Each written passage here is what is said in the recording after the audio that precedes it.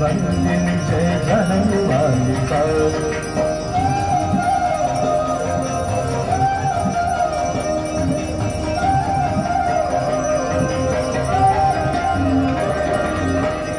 पद सरोजराशीष शीश पर विभाग विष्णुपद सरोजराशीष शीश पर विभाग विपथ गासी पुण्य राशि पाप झालिका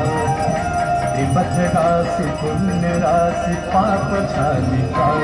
जय जय भगीरथ नंदिनी जय चकोर चंद्र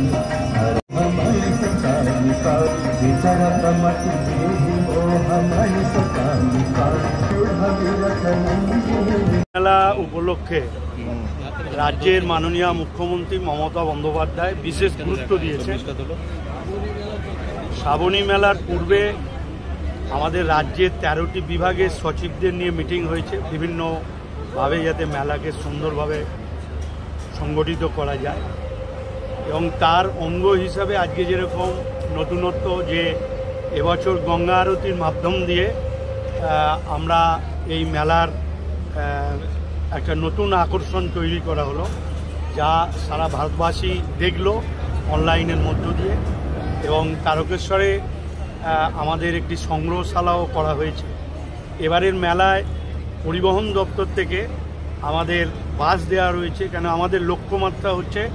যে গত শনি রবিবারই আমাদের প্রায় 22.5 লক্ষ মানুষ তারকেশ্বরে গেছেন এবং সেখান থেকে যাতে দ্রুত মানুষ বাড়ি ফিরে যায় তার জন্য যেরকম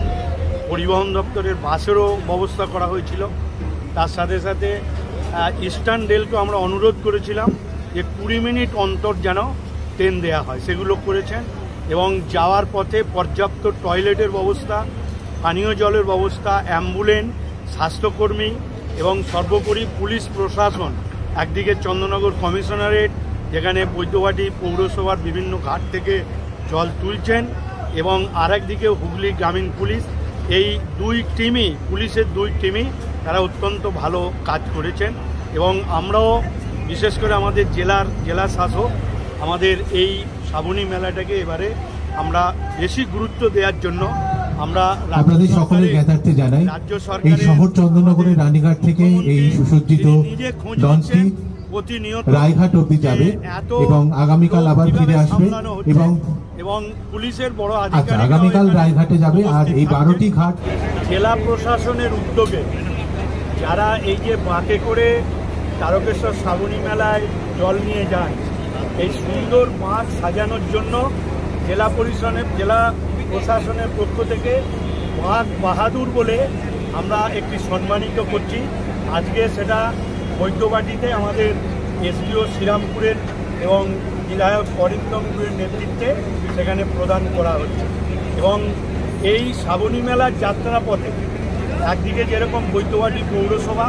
আর এক প্রান্তে তারকেশ্বর পৌরসভা